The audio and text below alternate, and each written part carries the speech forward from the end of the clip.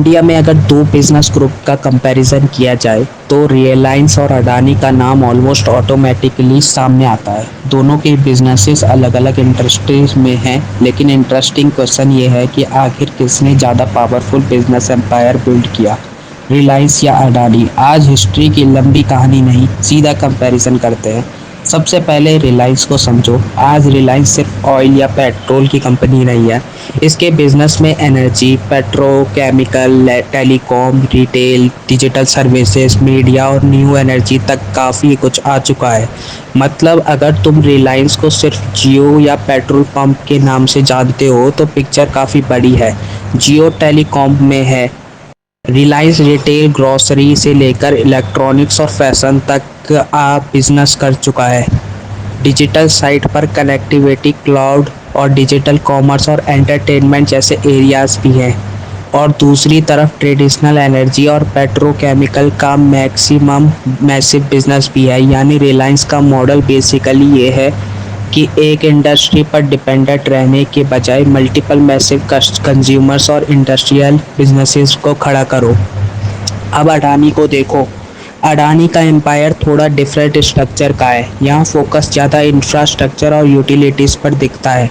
Ports, airports, power generation, power transmission, renewable energy और gas distribution, roads, mining, defence, manufacturing और अब green hydrogen और data centre जैसे नए एरियाज भी हैं। मतलब रिलायंस का कनेक्शन तुम्हारी डेली कंजप्शन और डिजिटल लाइफ से बहुत स्ट्रॉन्ग है, और अडानी का कनेक्शन ज़्यादा इंफ्रास्ट्रक्चर और बैकबोन से है। अब एक सिंपल एग्जांपल, तुम घर पर स्मार्टफोन यूज़ कर रहे हो, इंटरनेट चला रहे हो, ऑनलाइन शॉपिंग कर रहे हो, टीवी या ओटीटी देख रहे हो। इन एरियाज़ में रिलायंस डायरेक्टली तुम्हारी लाइफ में आ सकता है। लेकिन वही तुम्हारा इलेक्ट्रिसिटी नेटवर्क, एयरपोर्ट, पोर्ट या लार्ज इंफ्रास्ट्रक्चर सिस्टम देखो तो वहाँ अडानी का बिजनेस का रोल हो सकता है। यानी दोनों का एम्पायर बहुत बड़ा है, लेकिन उन्होंने अलग जगह पर अपनी स्ट्रेंथ बनाई है। अब डाइवर्सिफिकेशन देखो, रिलायंस के पास एनर्जी से लेकर रिटेल और टेलीकॉम तक मल्टीपल बिजनेसेस हैं।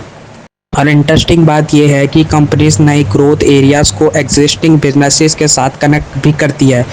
फॉर एग्जांपल, जियो सिर्फ मोबाइल नेटवर्क नहीं रहा, उसके around digital services, broadband, commerce, entertainment और क्लाउड का इकोसिस्टम बिल्ड हुआ है। मतलब रिलायंस का आइडिया सिर्फ एक प्रोडक्ट बेचना नहीं, पूरा इकोसिस्टम बनाना हो गया है। अडानी का अप्रोच थोड़ा डिफरेंट है। अडानी ग्रुप के बिजनेसेस में इंफ्रास्ट्रक्चर का कनेक्शन बहुत स्ट्रॉन्ग है।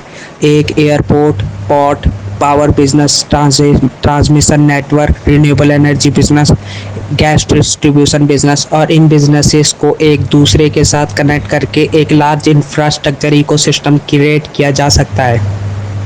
इसलिए अडानी को समझने का सिंपल तरीका है कि रिलायंस कंज्यूमर और इंडस्ट्रियल इकोसिस्टम बिल्ड करता है, अडानी इंफ्रास्ट्रक्चर इकोसिस्टम बिल्ड करता है। अब बात करते हैं कि ग्रोथ स्ट्रेटजी की।